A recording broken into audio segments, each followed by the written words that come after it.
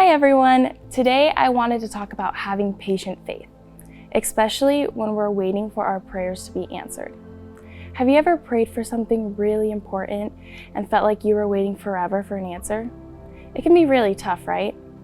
In James chapter 5, verses 1 through 6, James talks about rich people who are selfish and treat others badly. He warns that their riches won't last and that God sees everything they're doing.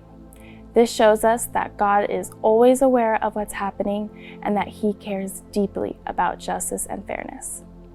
Those verses read, "Now listen, you rich people, weep and wail because of the misery that is coming on you. Your wealth has rotted, and moths have eaten your clothes. Your gold and silver are corroded. Their corrosion will testify against you and eat your flesh like fire.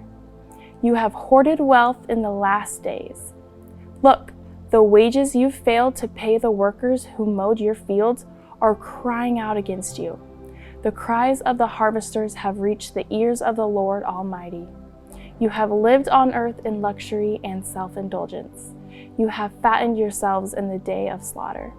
You have condemned and murdered the innocent one who was not opposing you."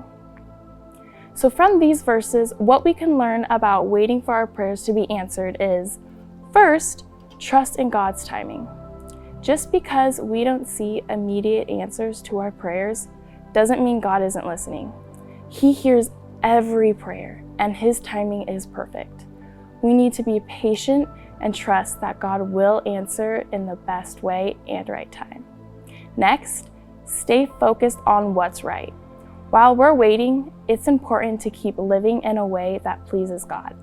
Instead of getting frustrated or giving up, we should continue to do good and follow His teachings. Our faith should guide us to be patient and persistent in our prayers.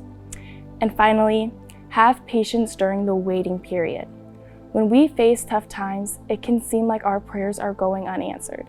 Remember that God is with us.